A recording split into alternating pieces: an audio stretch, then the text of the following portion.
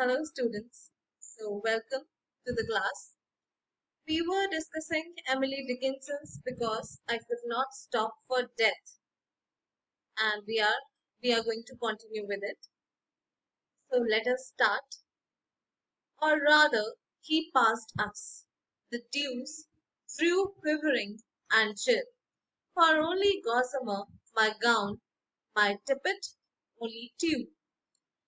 So, as we discussed in the last lecture, that they were the journey of the poet or the speaker in the carriage of death has been discussed. So here he signifies sun. You must remember that the last line was we passed the setting sun, or rather he passed us. He says that while discussing the journey, the symbolic journey of her life, she says that, or rather, the sun passed us. See here, there something else has been described. It means that sun, light, warmth, which are the symbols of life, are passing, and what is approaching? Darkness, which is the symbol of death. Okay. So night is approaching, darkness is approaching, and the sun is setting. The sun of her life is setting, and the night means her death is approaching. The dews drew, quivering and chill. Now, the atmosphere is chilly, and in English literature, cold, chilly, chill, these all things or words are associated with death. Ultimately, the speaker wants to say that they are just going to reach their destination very fastly. Then, for only gossamer my gum. See, now the atmosphere is chilly, it's cold, and the speaker is not well prepared. Okay, she is wearing a very thin gown which is called gossamer. My tippet means a thin cloth which is worn over shoulders. Tulle is a kind of net or of silk or any other material. So it means that the speaker was not prepared when the journey started. As in the very first line, the poet says that because I could not stop for death, she says, it was not I who called death. I was not even prepared. I was doing my work. I was busy and I was not having any time to meet death. But even then, death approached, and I just went with him because of his death's civility. Right? These lines show that the poet or the speaker was unprepared for death.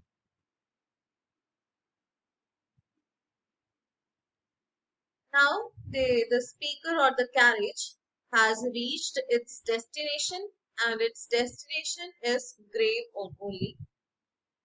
Okay. We paused before a house that seemed a swelling of the ground. The roof was scarcely visible, the cornice in the ground. See, as I told you, the carriage has reached its destination. The speaker is about to die. Okay. Since it is the carriage of the death or it is death's chariot, so when it will reach its destination, it means it will be grave only. Okay. The house, a house. See, the word house has been used, but not the word grave. See the positivity of the poet or the speaker or the way she wants to show death in positive terms. She calls the grave as house because it is her final resting place. It is a place. It is a place where she is going to dwell after her death. She is going to live there after her death. Means her soul. Again, the idea that soul is eternal is shown. Okay. Next line is A swelling of the ground. The roof was scarcely visible. A swelling of the ground means the grave has been freshly dug up. Okay? It is the grave which has been dug up for the poet. The roof was scarcely visible. See, the poet has not laid down in it. That is why the roof has any roof hasn't covered the grave. When the poet will lie in it, then there will be a roof. That is why here roof is not over the grave. Cornice.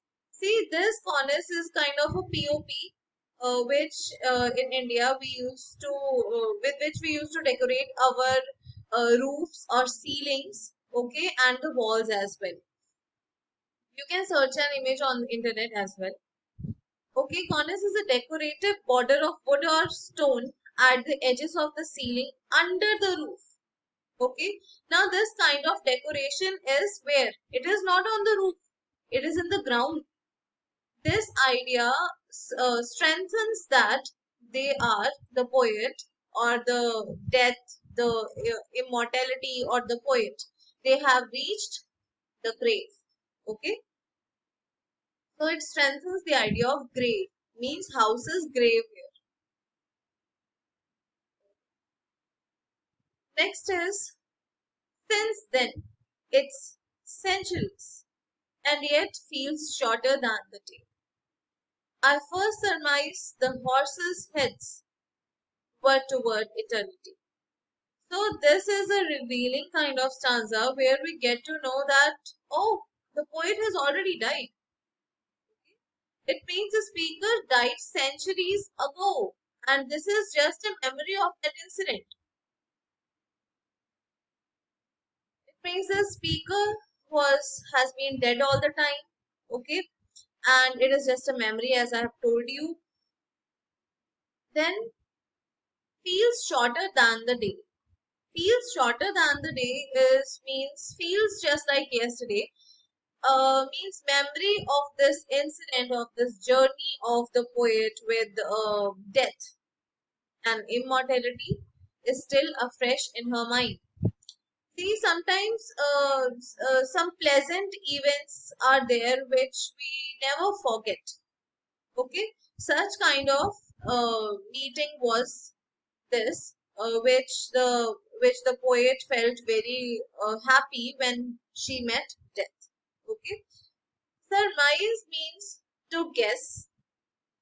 See, the main idea in these last two lines is that horses, heads. Horses were horses as it was the carriage was a horse-drawn carriage. So the horses are those horses only. And the second thing is that these horses were facing eternity. Eternity, immortality. It means that these heads of horses which were facing eternity, what this symbolize? It symbolizes that the soul of the speaker is not going to die. Okay, it will live on forever. There are some keynotes or key points that which I found that must be relevant are relevant in this poem. Life and death go hand in hand. Okay, the way she narrates us her journey in the carriage is similar to the journey of her life.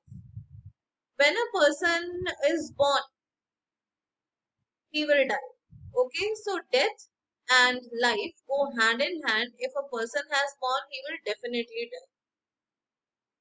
There is no need to be afraid of death, as the poem suggests that the death is very calm, and if yes, it goes hand by hand with life, then there is no need to be afraid of it.